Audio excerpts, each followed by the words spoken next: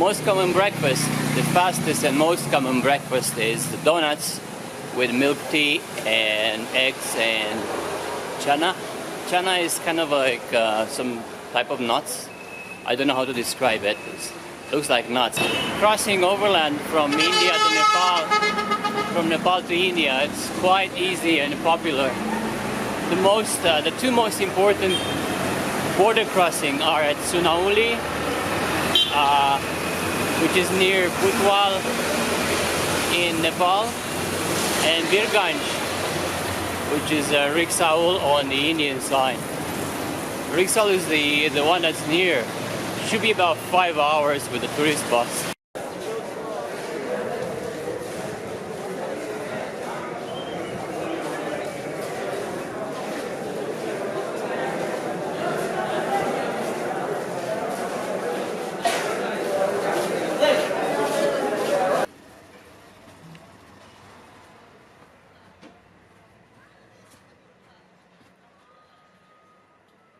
Okay, here we go. Kathmandu to Birganj, crossing into India at the Birganj border crossing point. On a local bus. Honestly, I'm not recommending taking a local bus unless you're really looking for adventure. I mean, yes, it's not safe, but most importantly, they stop everywhere, sometimes even at 20, 50 meters. To pick up and drop off passengers. So it's really, I mean, there's no schedule unless, departure schedule, but otherwise you cannot really rely on timing. So if they say it's 4 hours, could be up to 5, 6, 7 hours and even longer. So you cannot rely on that. But depending on the road conditions, even the tourist buses will do the same. They would probably not stop to pick up everybody, but they would stop in the important bus stations, bus stops. Other than that, what else is there? Bad roads, bad drivers, going very fast, going very slow, all that type of stuff. So local bus is probably the last options that you want to take. Before that, there's the vans, which go a bit faster. They don't stop everywhere. There's not a lot of space, and cost about the same. But you're very cramped unless there's more space. You won't, if you have long legs, you won't be able to stretch at all. So, and above that, there's the tourist bus, which should give you more comfort. So this is the Gongabu, the new bus park station in Kathmandu. If you want to walk from Tamil, it's about 30 minutes or so, or you can take a taxi, about 10 minutes. There are many touts, so if you want to get the best price, just go to the counter.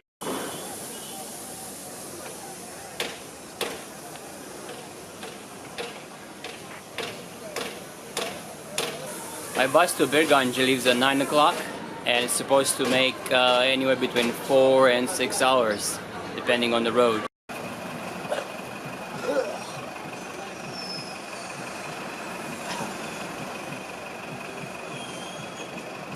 Comparing to other bus stations in Kathmandu, this is quite well managed. It's kind of clean, and parking is not random like in other places.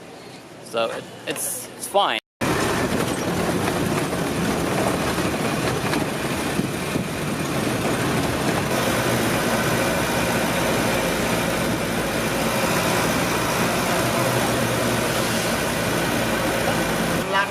भन्ने पर्दैन नचलाउने बित्तिकै रोकिन्छ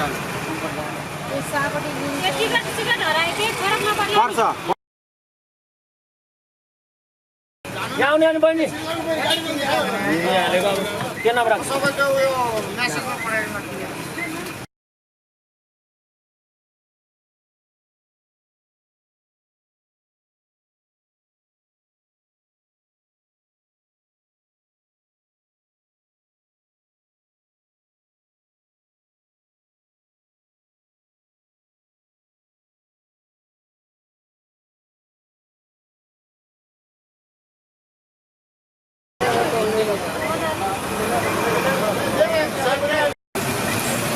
This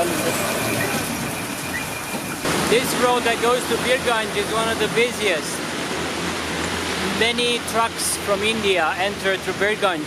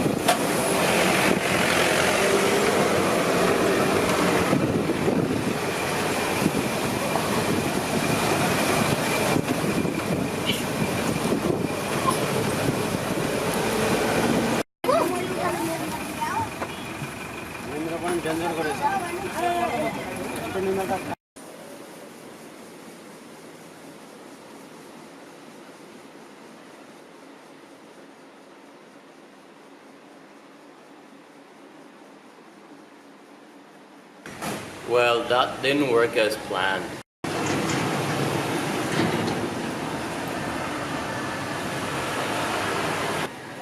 Good morning from Birganj.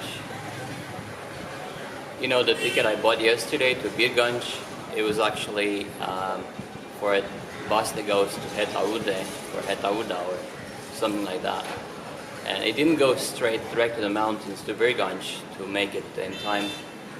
So it went around to Bharatpur and whatever, and I had to change buses again. So it was a scam. I was sold the wrong ticket. By the time I got to Birganj, the immigration office is closed. Nobody knows for sure. It should close at 8 or it should close at 10. Anyway, it was closed when I got there. So that way I lost my train to Varanasi.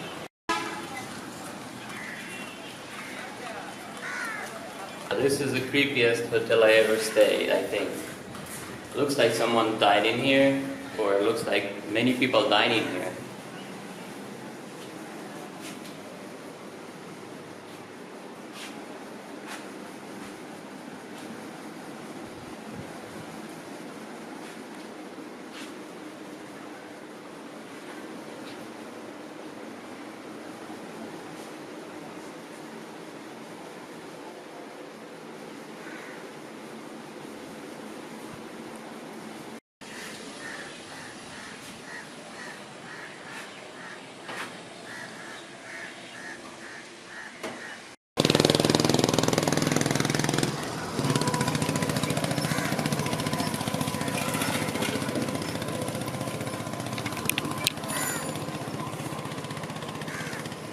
This feels like it's the end of the world.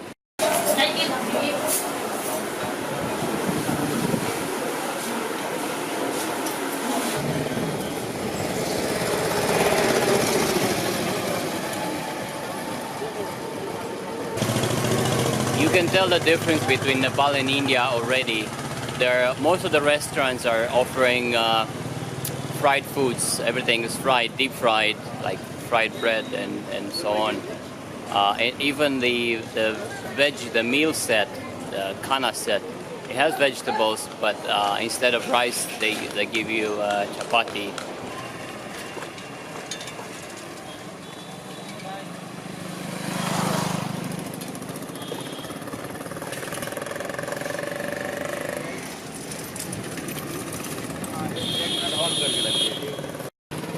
So this is the famous or the infamous Birganj Raxaul border between Nepal and India and Nepal.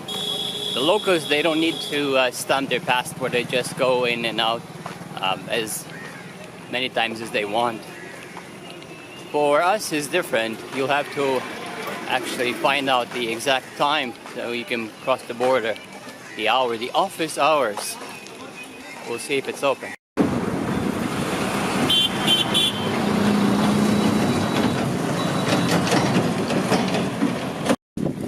Yeah, so basically what happened was my visa was expired for 1 day just because their office was closed.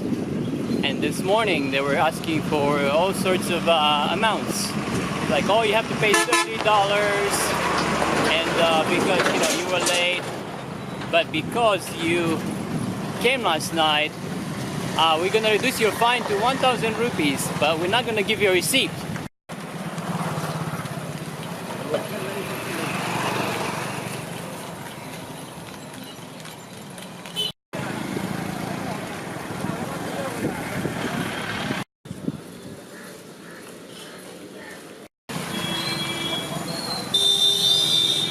Finally, in India, I was afraid I might have some problems with the visa. It's a new e-visa. I was reading through the forums and they're saying actually you have to always fly in. The first entrance, second entrance, and so on. And well, the forums are wrong.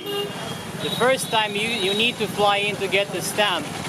And after that, it's okay. I mean, you can cross over land.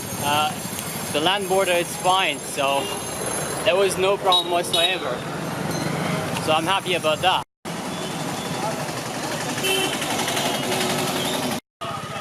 Unfortunately, I missed the train, which was last night, and then the other options would be by bus, either to Patna, hopefully to Varanasi. I don't think so, but I'll see what's happening at the bus stop.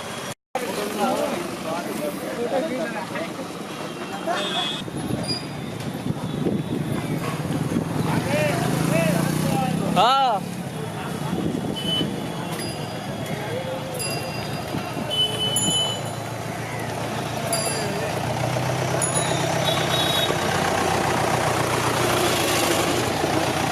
Raxaul is a little dusty town, but those tall palm trees remind me of Beverly Hills somehow.